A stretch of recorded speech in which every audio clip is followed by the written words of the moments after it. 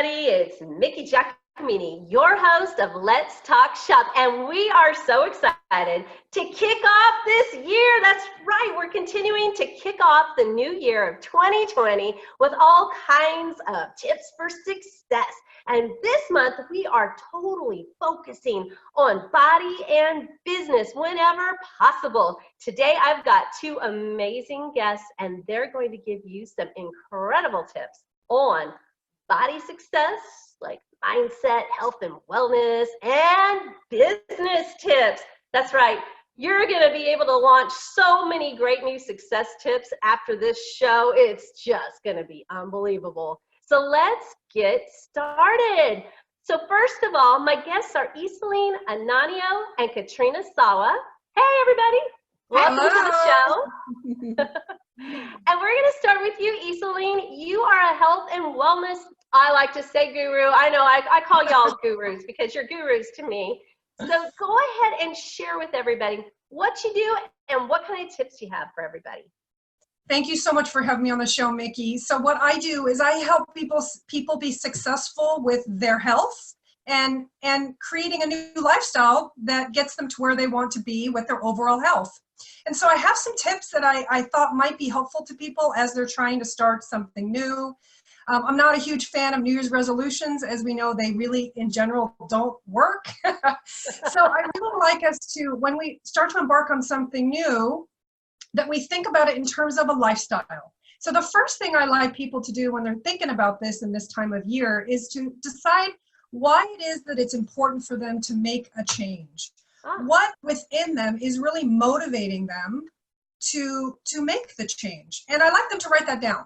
So write that down, put it on a Post-it note, and place it up somewhere that you're going to be able to see it at all times. And whatever you're going to put in your Post-it note. You know, some people will find that their Post-it notes get pretty personal. And so then I like them to have a cover word, if you will. So health means something very different in word for people to see, but it means something very personal. The second thing I like people to do is to start becoming aware of what they're doing. And I have a phrase that I'm going to use this year. It's called being present. And so it is that anytime somebody's going to, if they're eating food or if they're thinking about exercising or what have you, stop for a second and ask themselves, and we're looking at food. A lot of people like to think about food. Why am I eating this food? I mean, what is this food really doing for me? Is this really sort of satisfying something that is emotional? Or is this really satisfying a need that I have? And how am I going to feel in an hour or two? So we can start to get a sense as to what foods might be working for you and what foods might be hindering you. The next one is, go ahead. I'm just curious about that. When you're talking about being mindful and thinking about what that food is doing for you, is that kind of what a lot of us refer to as emotional eating or stress eating? Why are they to be thinking about why are they doing that at the moment? Is it because they need food, they're hungry and they need the nutrition, or is it because they're so stressed out from work and everything else that's going on? It's both. So that's why I like people to, before they eat, is really stop. You may want to ask yourself a question like, why am I eating this food? Am I eating this food because it's a candy bar and I just feel like I need it right now because I just had a stressful phone call? Or am I eating this food because it's been 5 hours since I've eaten and I really need some nourishment for my body? Once you eat the food, I do like people to pay attention to what happens afterwards. How do you feel in an hour? Are you ravenously hungry for something else? Then maybe the food that we ate is not really serving us long term. So I'm really trying to determine, are we eating for the purpose of feeding our body, or are we eating for the purpose of feeding our mind? Okay. The emotional piece. And that helps us determine, okay, what do we do with that once we have the information? The other thing is there's no such thing as failure. What we have is we have the opportunity for every situation is to learn from it. So a lot of times what happens is we're trying to manage our weight. My expertise is weight management. We try to manage our weight. We guilt ourselves constantly. I shouldn't have eaten that bad food, so therefore I'm a bad person. So now let me go eat some more bad food because I'm so bad all the time. And we get into this vicious cycle. And so what I like is vicious, right? It's awful. I am the first to admit I do that all the time. All the time. I have got to break that vicious cycle. Oh. So with the idea of stopping and thinking and creating a little bit of a space, ask yourself a question, why am I eating? And hopefully that'll sort of stop that mental spinning, if you will, and say, okay, and breathe. Okay, I'm eating this because. And then you can make a decision. Do I want to eat this emotionally? Fine, but let's do it consciously. Let's not do it unconsciously. That's the mindful piece. And that's why my word or this phrase this year is being present. Because then I can make a conscious decision about what I'm about to do.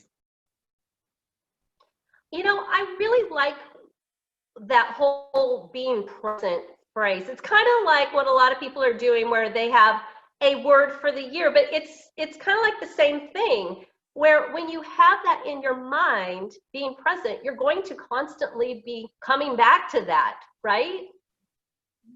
And that's where the motivation comes in. So let me get back to my motivation because now I'm off track. Okay, let me stop for a second. Let me think about it. What's my motivation? So it all kind of links in together. And that's the foundation. Anytime you're going to make a lifestyle change, that's the foundational pieces. Too many people get into the quick fix, the next quote unquote new thing to try. That's fine for a while, but then what happens when you're off of it again? If we don't have this value piece, this depth there, then we're sort of in the vicious cycle again of eating. Right. And back with our weight going up and down and up and down and up and down. Yep, absolutely. I need to be more present. Thank you. And then the next one is in terms of once we decide what we're going to do, what might work for us, because everybody's eating styles are very different. My expertise is whatever you choose to do is to help you follow through with it. I'm a lifestyle expert. So once you decide I'm going to eat keto, I'm going to eat the plate method, I'm going to eat whatever it is, my job is to help you follow through. And how do we do that? We have to set a plan. And the plan that we set has to be very detailed. A lot of times what happens to people, this is why resolutions don't work, is because they set a plan, one, that they can't do and follow through with, and two, that's not very detailed. And so the more detailed, it's kind of like a roadmap. I'm trying to get from point A to point B. When I have that map in front of me, I know exactly which roads to take. Right. Same with eating plan. The more detailed we can be with our eating plan, the more likely it is we'll be able to do it. People just get too general. I'm just going to eat better. It's just too general. I mean, everything that you're mentioning is not only good for you health-wise, but for pretty much anything you do in your life, right? Yeah, that's how we get to where we want to go. Is we set the intention and then we come up with a detailed plan on how to get there. That's fantastic. Yeah. Hey, Iselin, we are definitely going to have all of your information in the description of this episode so that people can get back to you. But in case they're trying to jot it down right now, what's the best way they can reach you today? They can send me an email for, it's called silverworkshealth@gmail.com. They can get on my website, www.silverworkshealth.com. They can find me on Facebook. So any of those methods, they can find me. And the other thing too is just find the right support. So I'm happy to help if people have questions to get them to the place that they need to go. Sometimes it's helpful just to talk through it. Right. Have somebody that gets it, you know, that's sometimes all we need is that extra support. It's a one conversation and then it sort of gets you on the right track. Great tips, Iselin. I appreciate you being on the show. Thank you so much. And I know our viewers are probably just thrilled to have all of those tips right now. And again, you can contact her through all of those different avenues, email, website, Facebook, and so forth. So for more great tips from Iselin Annonio and Silverworks Health. Thank you. All right. So on the same note of setting intentions, we're going to switch to business. That's right. And we've got Katrina with us, and she is that coach, that Jumpstart Your Biz coach. So how are you? I'm great. Thanks for having me here. Oh, so thrilled to have you with us today. I know you are just so full of so many great ideas and tips and tricks for people to really just be successful with their businesses. So what would you like to share? Well, goodness gracious. I mean, if I only have a few minutes, there's so much. Are you kidding me? I have a whole 3-year entrepreneur evolution plan that I put together for clients. And at my event, we go through a gazillion things. So I'm one of those big picture, all the way down to the nitty gritty kind of coaches. I don't really talk about just one thing because I believe that's doing people a disservice.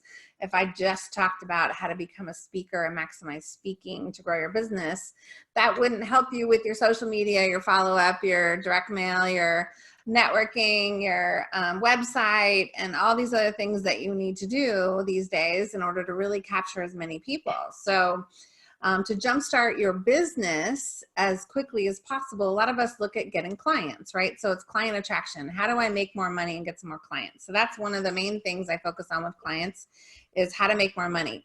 And it could be anything from how to make fast cash every single day in your day-to-day business. If you go to a networking event or a conference, or you have a table display, or you are speaking somewhere and you want to make an offer, how do you make fast cash every day so that we can pay our bills and not stress about money? That's the first thing, right? There you go. Yeah, and then Yeah, the because other end then of if it, we start stressing, yeah, stress I was is gonna say we start stressing, and then we start stress eating. yes, then we do, right? Then we stress eat, then we need her. And so then the opposite end of the spectrum is there's a lot of other people who want to create high-end offers. And then I have someone who wants to learn how to sell high-end offers. So if you want to sell a package for 5,000 or 10,000 or 20,000 or 30,000 or more, then that requires a little bit different of a mindset. It requires some really good sales skills, frankly. You don't just get on the call and say, hey, do you want to buy my $20,000 thing? You need to be able to finesse that sales conversation. So that is hard for a lot of people. And so getting the words to really finesse the conversations you need to have, whether it's to sell a $50 thing or a $20,000 thing, honestly, it's the same strategies. Different mindsets, mind you, but you can shift your mindset. You got to learn how to shift your mindsets into knowing that you're worth charging such a price.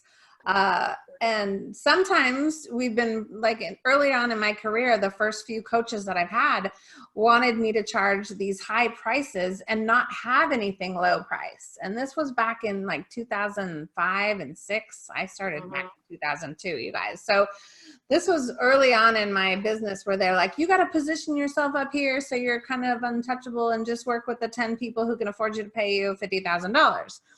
And I'm like, well, that's not helpful to help a lot more people. But I bought into that. And then a couple of years I came out of the coma, and because I realized there were so many people at different price points. I mean, I want to help the masses. I don't want to help 20 people in a year. That's just not enough for me. Okay. So I think it's important to look at what you're selling, what your price points are. When you're super clear with that, then it becomes much easier to have a conversation around the value you provide, the transformation that you provide when they work with you or buy your product or program. So it's getting really super clear on what you're selling, your packages, your pricing, owning that. So that's the mindset again. It comes into play with your fears and your doubts and all that kind of stuff. You just kind of have to slap it aside and say, look, I'm worth this. But as far as pricing goes, a lot of times I just say, charge as much as you can say without stuttering. And that's what your price is. Until you can say higher, and then you raise your price, or until you get paid that one price. So if you can only charge like $1,000 for 3 months of coaching, then, and that's all you can say right now without stuttering, then you do that and you sell 3 people. And then once you sell 3 people, you go to 1,500 for 3 months or whatever. You just incrementally raise it. So getting clear on what you're selling is the key to really getting any more clients. You have to have more conversations these days. So going back to what Iselin was saying with the motivation comes into the why. Why do I need to make more money, right? So what is your intention? A lot of times people don't need to make money because their significant other might be bringing in a lot of money, and so they're not hurting for money, right? And so they don't need to make money, so they don't have the motivation to go do the sales conversations or to reach out to as many people as they need to reach out to. Therefore, they're not going to see the results, right? Right. So, yeah. And so when you determine, okay, well, if you have a mission, like if you want to change 100,000 lives, then you have a big mission, right? Now, who's going to fund that mission? Are you going to fund it from your savings, or do you need to make money to fund the mission? So I try to reframe why they need to make money, if that's a concern, first of all. So we have to think, okay, why do we need to make money? How much money do we need to make? And then plot out, what do we need to sell for how much, and how many people do we need to sell into that program for the year in order to make the money we want to make? A lot of people don't do those kinds of numbers. They don't crunch those kinds of numbers, right? Do you see it? Yep. Yeah. So absolutely. And then that's when they give up. Yeah. Well, they don't. Working out. Yeah. And I plotted these numbers out for a client the other day because she came to my house for like a 3-hour VIP half day. And I was like, and I've been working with her for a few years, and she's heard me say this over and over and over again, but sometimes it just takes a while for something to click, right? And so I'm like, well, if you're going to charge X dollars for a coaching package, and you're going to charge this for a membership, and you're going to charge this for this offering, then and you want to make $100,000 from this business, just those, then how many of each one of those do you need to sell realistically? And when we plotted the numbers, she was like, oh, that's it. I only need to sell 2 coaching clients a month. And I'm like, yeah. And then a couple other things. And I'm like, yeah. So you need to have 4 sales conversations every week. Now that is kind of a lot sometimes. So if you have to have 4 sales conversations a week, people think, okay, I only need to talk to 4 people. No, you need to talk to about 100 people in order to find the 4 that are willing to have a sales conversation with you. Because the 4 people that you might just haphazardly talk to every week are not necessarily going to be the people that are going to raise their hand and say, okay, I want to have a conversation with you about what you do and how you can help me. Right. So you got to talk to 100 people to find the 4. Okay. It's a numbers game. Mm-hmm. And so you have to think, okay, if I need to have 4 conversations a week, then I need to talk to 100 people a week. So how do I do that? So that's when then the more detailed the plan, the better, which is what Iselin was saying. The more detailed the plan, the better, of how you're going to get in front of and talk to or reach out to or be in front of 100 people a week. That is the thing that you need to focus on, the to-dos in your business, because that's going to reach you to the 4 conversations. Do you see how that works? So people don't think about it that way. They just think, oh, I'm going to go to this networking event, or I'm going to try to get a speaking gig, or I'm going to put some posts on social media, and I'm just going to hope that enough people are going to come ask me to talk to them. No, it doesn't work that way. So the spray and pray method, right? Right. So hopefully that kind of little thinking process, and I did that really quick. I know I do this with clients, though it takes a lot longer, but I wanted to give you some, like, how you can think about your goals for this year and break it down to the number of people you need to talk to, and then look at how's that going to happen? Right. And because most people are just not marketing enough. They're not getting in front of enough people. So which means you might need to start speaking. You might need to actually get on a couple more social media sites. You might need to actually do more. You need to hire someone to do some stuff for you in order to reach more people. So yeah. I could talk for hours. Oh, I know. And we want you to. We want you both to just keep going on and on. So we need to have you back on. But so if people want to get more information from you, Katrina, on learning more about some of your methods and so forth, how can they reach you? Well, my website has a whole bunch of free trainings on it. So it's a great place to start and try me out and listen to an audio or go download a checklist or watch a webinar or something like that.